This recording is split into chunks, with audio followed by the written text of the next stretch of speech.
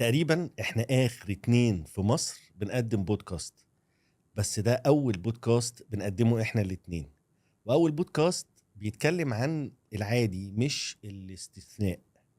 ويمكن عشان احنا كوتشز وبنحب الكوتشنج، فبنحب نشوف الحاجات البسيطة والجوانب الإنسانية المختلفة في الناس، فحبينا تشوفوا معانا ده في البودكاست.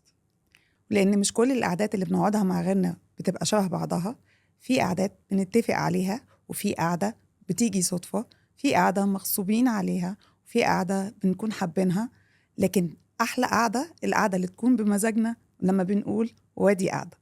والنهاردة في حلقة البودكاست هنتكلم عن موضوع يمكن ناس كتير قوي اتكلمت فيه، بس هنقول وجهة نظر مختلفة شوية عن الموضوع، وهو الفرق بين الراجل والست في التعاملات أو في بعض الحاجات.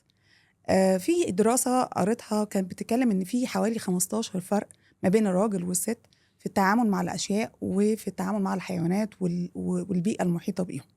تفتكر يا وسام إيه الأول فرق جه في دماغك لما قلت الجملة دي؟ اول فرق جه في دماغي العربيه، التعامل مع العربيه، طبعا. لان دايما موضوع العربيات ده فيه ديبيت ما بين الراجل والست في حاجات كتيره أكيد. وراي الناس عليهم وكده. فبتهيالي انا بالنسبه لي فكره التعامل الراجل مع العربيه بيتعامل معاها اكنها دي العربيه دي صاحبته، العربيه دي حاجه مهمه جدا عنده.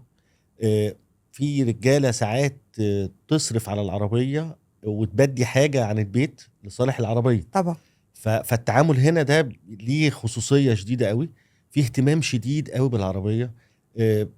تعطل قبل ما تعطل لازم يكون بيشوف فيه ايه ويحاول مركز معاها يصلح، طبعا. مركز معاها فعلا بكل حاجة. على الرغم ان في رجالة ودول قليلين قوي تلاقي العربية من جوه مبهدلة جدا، بس بصفة عامة تلاقيه لازم عايز العربية تبقى دايما ماشية.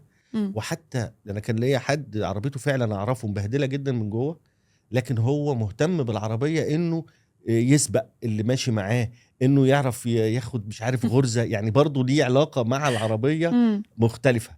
فانا بشوف ان العلاقة جادة جدا ما بين الرجل والعربية، وفيها اهتمام شديد جدا. انت بقى قوليلي الستات التعامل مع العربية عامل ازاي؟ بص، بحس انه الست لا دي اوضتها بقى، يعني ده بيتها، فلازم تكون ست في بيتها او في اوضتها دي فيها كل حاجة، مستعدات لكل الظروف اللي ممكن تحصل.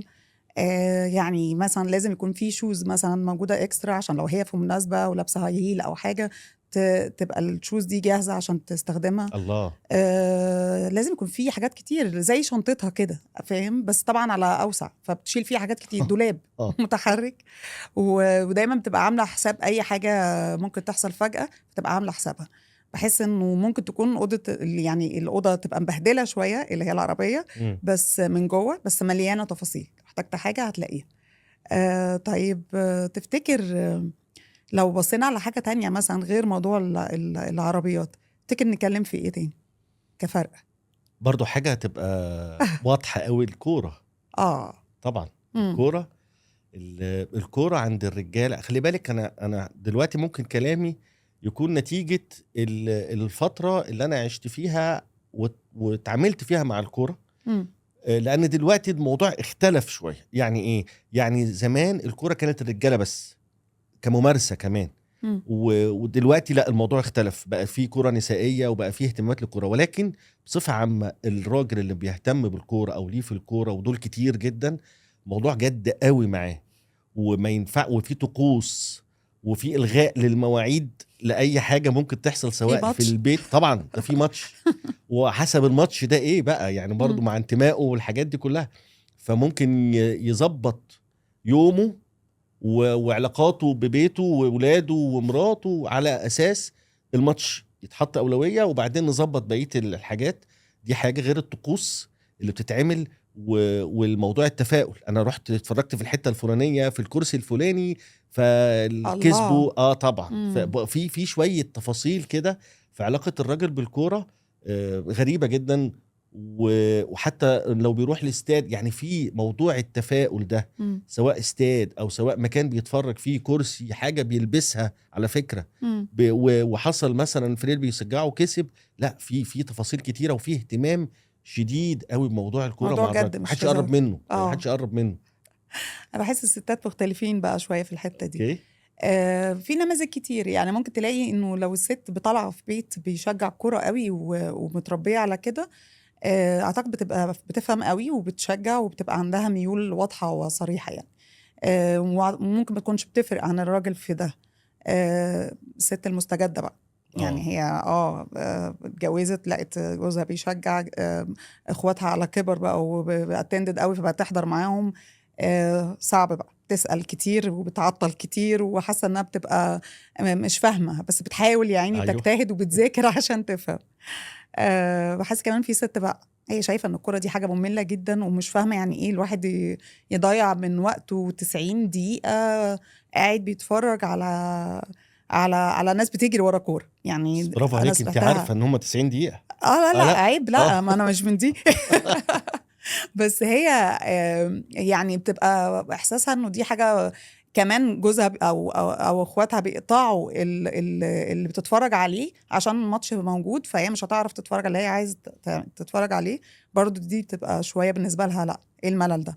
بس بص، هو احنا يعني الاختلافات فعلا بتبقى من ثقافه لثقافه او من مكان لمكان. صح. دي موجوده صح. واساسيه يعني.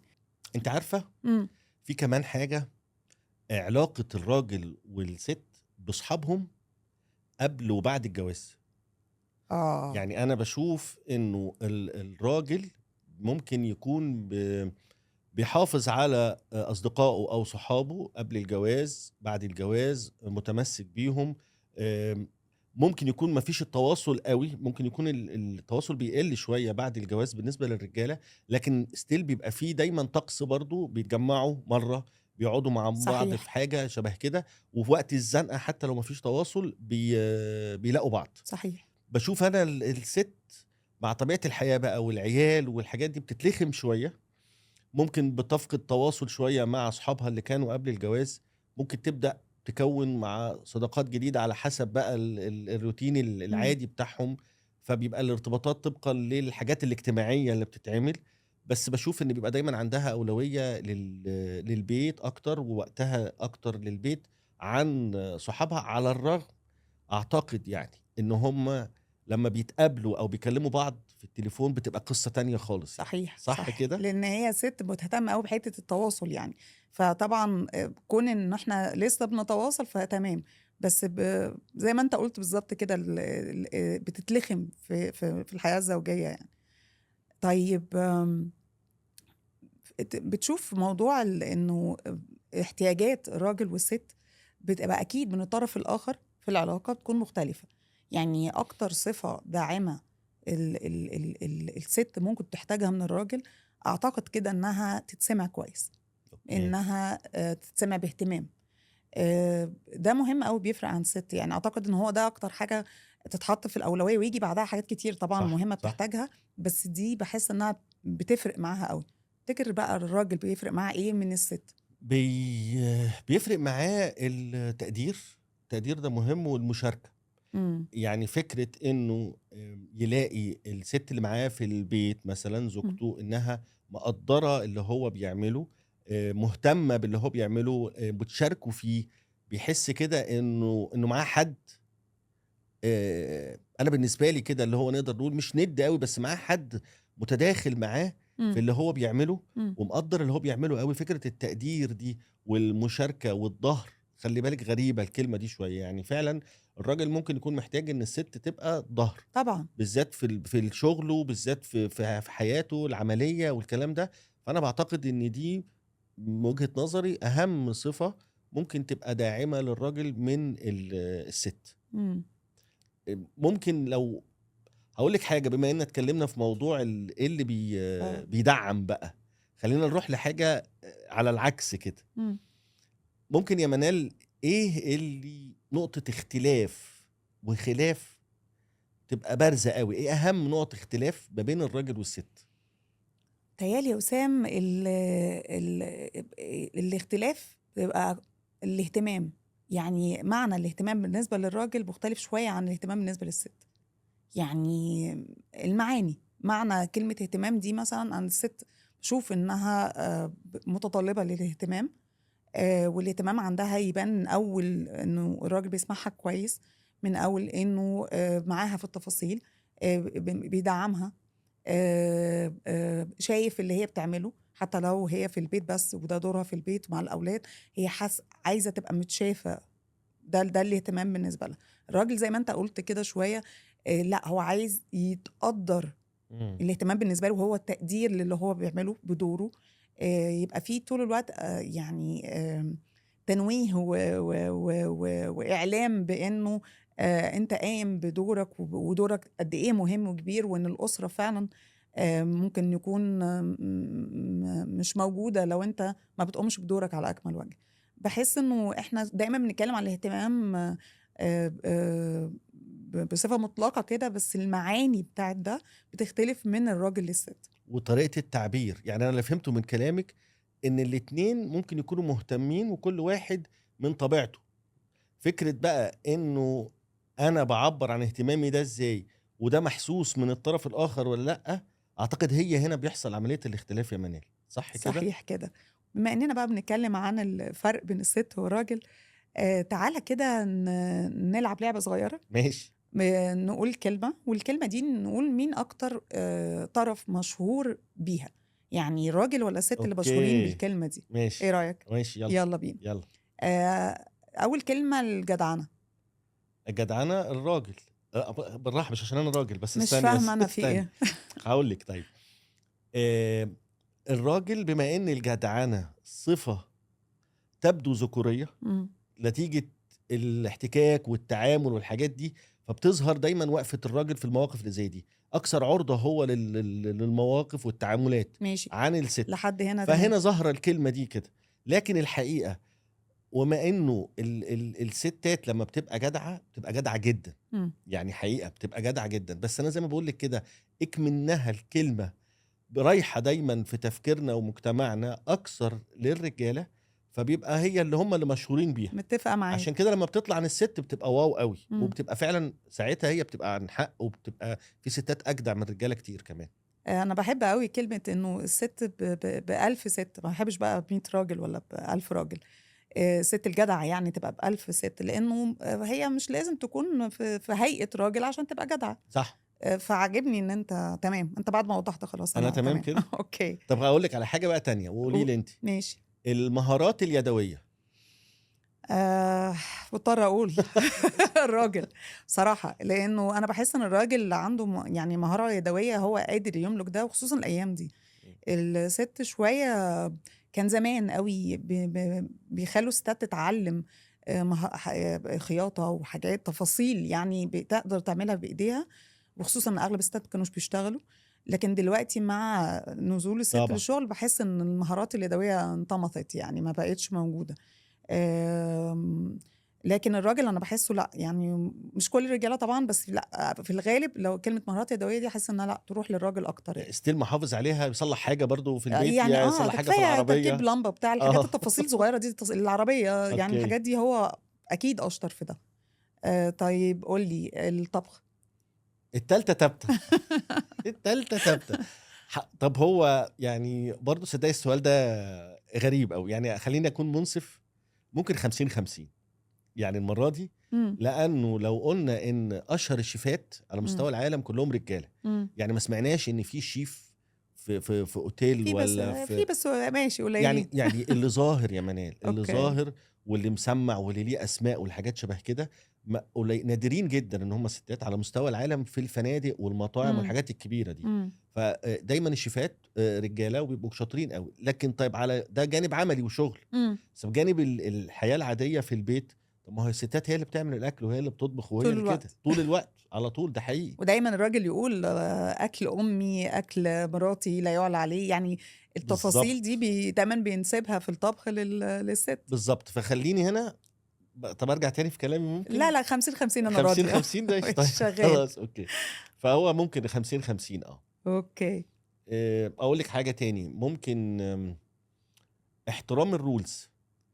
اه بص، احترام الرولز دي شوية أنا بحس إنه الست لو اتحطت في السيتويشن بتاع يعني لو هنتكلم على السواقة مثلا، هقول لك إنها أنا بشوف إن الستات في الغالب بتكون مركزة شوية في الإشارات وفي الحاجات دي اوكي. على غير الشائع يعني. اه يعني الناس بتقول إن هم ما يعملوش كده، بس لا، أنا بشوف إنه ده بيحصل أغلب الوقت. تحيز. تحيز واضح. اه لكن شوية الراجل يعني بيقطع الرولز يعني عنده قدرة شوية أو شجاعة أكتر إنه يقطع الرولز. الست لا، بس الست بقى لو اتواجهت بإنها خلفت الرولز، أعتقد بتنهار شوية. يعني ما عندهاش حتة ما تواجهني إيه ده أنا غلطت أعيط بقى. يعني اه شوية الست بتبقى الحتة دي الشعور عندها. المشاعر يعني هي اللي بتبقى شعوريا هي سيطرة. هتبقى هي دي الدومينانت. الراجل بقى بيدخل بقلبه اكتر، بيدخل مش بقلبه يعني، بيدخل جامد في الموضوع، ما بيفرقش معاه. فتمام، لا ممكن يطلعك انت كمان الغلطان ويقلب الترابيزه. السواقه والله انا بحس ان كمان احنا شويه مظلومين فيها. في ستات بتسوق كتير، انا منهم. بتسوق كتير كويس، بتحترم الرولز، وفي نفس الوقت مش بطيئه او مش ماشيه بتعطل الناس او ممكن تسبب في حوادث للناس اللي وراها مثلا. بشوف ان الرجاله في منهم طبعا كتير بيسوقوا فظاع يعني. ولو في سبق هيبقى الرجاله احسن. لكن لو بتكلم في انه احترام الرولز، وانه ما يبقاش طول الوقت احنا الهدف ان انا اكسر على اللي قدامي، يعني انا متحيزه. اوكي ماشي، خلينا اوكي. متحيزين. خلي بالك انت حتى لما ذكرتي موضوع الرولز وموضوع مثلا الشغل او لما بتتلام بمشاعر، احنا بنتكلم برضو من منطقة جيلنا شوية واغلب فترة حياتنا. صحيح انا صحيح. بعتقد دلوقتي الاجيال اللي موجودة مش قوي فيها الكلام ده، الجاب دي ممكن. ضايقت ضاقت قوي، جدا، صح. وبقى فيه الموضوع ده متقارب نوعا ما. متوافقه في معاك ستات جدا، صح كده، صح صح في قوي. ستات في الشغل لا تمام واقوياء وجداد، يعني ما بقاش فيه جاب زي ما انت قلت، الجاب قلت كده. صحيح. طيب خليني اقول لك فرق بقى تاني، بما اننا كوتشز وطبعا الكوتشنج بالنسبه لنا يعني حياه زي ما بيقولوا يعني.